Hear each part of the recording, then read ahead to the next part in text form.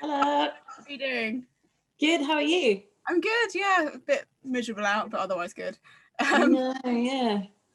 How has this been for you? I'm sure this isn't how you imagined premiering a film, but can you still celebrate? Yeah, I mean, I've got a red carpet. I'm not kidding, I haven't. But yeah, no, it's not at all what I expected. But I mean, to be honest with you, I'm just grateful to be in the festival and that people are watching it. I can't believe people have watched my film today. I still can't believe it. Really? I saw it this morning. I thought it was incredible. I won't say any spoilers, but I'm still reeling from the ending, to be honest with you. What attracted you to that story? How did you get involved with it? Well, my agent sent me the script because the agency reps Matt as an actor, and Matt had just written the script off his own back, and he said, "Oh, I think you should read this." I read it and I was like, "Wow, I need to meet Matt." So I met Matt and I splurged at him like, "This is how I would approach this film, and this is this, and I want to do this." And he was like, "Okay, well, great, because that's sort of how I see it too." And we had this really cohesive, creative like shorthand. As soon as we met, it was like, this is gonna be good. And then Sophie, who Matt was working with at the time, saw him writing his script and was like, "What are you writing?" And he was like, "Here's my script." Shared it with Sophie, and then Sophie had thoughts that were brilliant and elevated it again. And then the three of us kind of spent a couple of years just kind of hashing out different ideas and talking it through and distilling it into the film that it is now. That's really cool. Yeah, it really seemed like a labour of love for everyone involved. Um, it's I'd say it's a unique take on a pretty old story. Did you read or watch a lot of vampire-based things in preparation? You know, I didn't actually. I didn't watch a lot of vampire based things. I kind of watched more kind of claustrophobic, family focused films. Like there's a film called The Hallow, which I took a lot of inspiration from. Have you ever seen that? No. It's really good. And then It Comes at Night was definitely a big influence on me. The Honeymoon I also really liked because that's set in a forest. Do you watch something set in a forest? It was oddly a little bit sort of post-apocalyptic feeling as well, of having to survive in the wilderness alone. Yeah, but Yeah, no, I didn't really watch much vampire things. I guess because even though I know that there is that kind of aspect to it for sure, because it's such a kind of, it's more focused, isn't it, on like the practicalities of if you were actually in a relationship with someone who had kind of vampiristic tendencies, you'd have to kind of carve out a life and manage meal times and a sex life, and there'd be some real challenges involved in that, and that is sort of what the story for me was all about. So I was kind of looking for stories that inspired me, that had real human kind of relationships at the heart. yeah, I really liked the approach of Rosa's condition as being like an illness.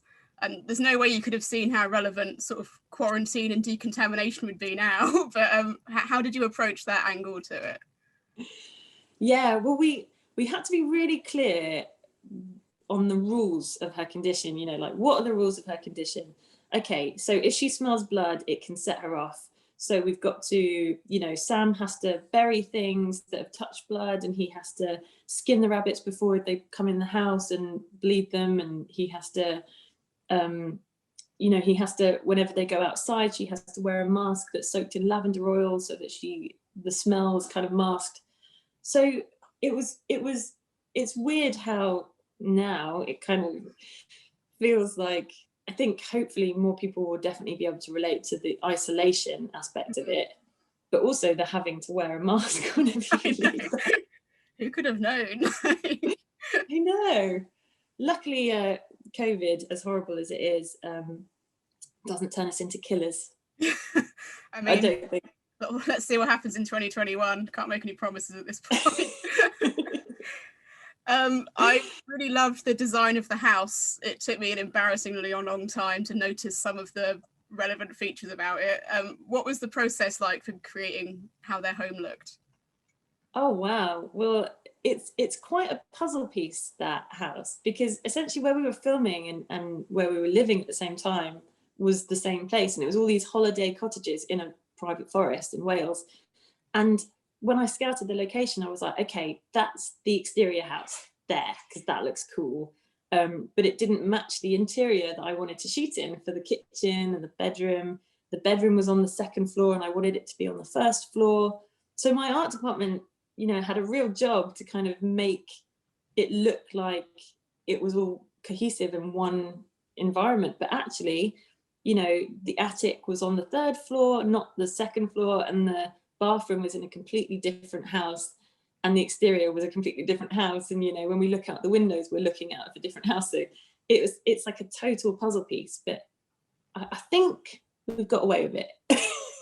I think it looks really amazing. Yeah, it's a beautiful set. It's really clever. I'd want to live in it. Okay, it is lovely. I've got to wrap up, but I'll just ask you, who or what were your influences for wanting to become a filmmaker? Oh man. Well, surprisingly, I've got like extremely mainstream tastes, and it was the Steven Spielbergs of the world, you know, that just things like Jaws and Jurassic Park. I was just like, wow, this is another world, and it's a world that I have to in some way get involved with. And I think it started there, really, back in the 80s, 90s.